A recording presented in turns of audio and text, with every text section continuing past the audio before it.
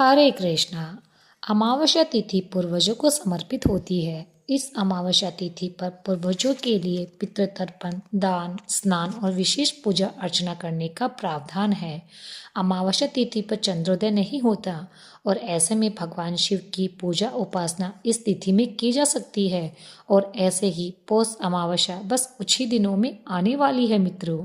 पौष मास में आने वाली अमावस्या तिथि वैसे भी मनुष्य की साधना के लिए अत्यंत ही महत्वपूर्ण है। तो चलिए आज के इस वीडियो में आप और हम मिलकर जानेंगे कि इस बार पौष अमावस्या कौन से दिन आ रही है, इस दिन के शुभ मुहूर्त क्या क्या रहेंगे और पितृ कार्य करने का समय क्या रहेगा। तो आइए आज की पौष अमावस्या कब है ये विशेष वीडियो को हम सब मिलकर प्रारंभ करते हैं। इस बार पौष मास की अमावस्या तिथि आ रही है 19 दिसंबर 2025 शुक्रवार के दिन, इसलिए इसे दश अमावस्या के नाम से भी जाना जाता है। इस बार आने वाली अमावस्या तिथि का प्रारंभ हो जाएगा 19 दिसंबर को सुबह 4:59 पर और ये अमावस्या तिथि समाप्त होगी 20 दिसंबर को सुबह 7:12 पर। तो इस प्रकार से 19 दिसंबर को हमें पूर्ण अमावस्या प्राप्त हो रही है।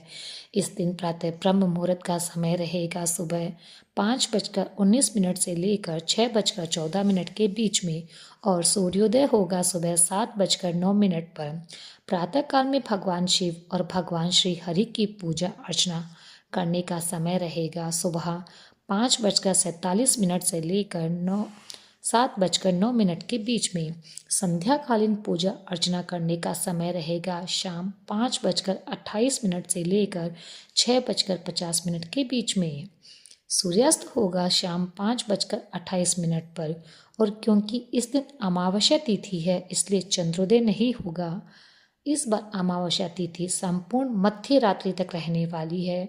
इस पौष मास के अमावस्या के दिन अभिजीत मुहूर्त रहेगा सुबह 11:58 से लेकर 12:40 के बीच में और अमृत काल रहेगा दोपहर 1:03 से प्रारंभ होकर 2:50 तक और विजय मुहूर्त रहेगा दोपहर में 2:02 से प्रारंभ हो जाएगा जो 2:43 तक रहेगा।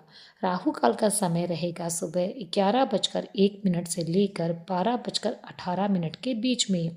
इस दिन पितृ तर्पण, श्राद्ध इत्यादि क्रियाओं के लिए शुभ समय रहेगा संध्याकालीन पूजा के दौरान या फिर प्रातःकाल में। प्रातःकालीन स्नान आप कर सकते हैं सुबह 5:19 से लेकर 6:14 के बीच में। ये समय प्रातःकालीन स्नान, तपस्या, साधना के लिए सर्वश्रेष्ठ और उत्तम बताया गया है। पितृ तर्पण, श्राद्ध इत्यादि क्रिया करने के बाद इस पौष मास की अमावस्या के दिन अपनी क्षमता अनुसार पूर्वजों के लिए कुछ योग्य स्थान या फिर मंदिर में जाकर दान अवश्य देना चाहिए और ये दान आप दिन के समय में किसी भी समय दे सकते हैं। बस राहु काल का ध्यान रखें और उस समय में किसी भी प्रकार का कोई भी मांगलिक या शुभ कार्य ना करें। तो ये थी पौष मास की अमावस्या की संपूर्ण जानकारी। अगर आप इस पौष मास की पौराणिक कथा भी जानना चाहते हैं या सुनना चाहते हैं तो वह आपको मिलेगी हमारे ही चैनल पर।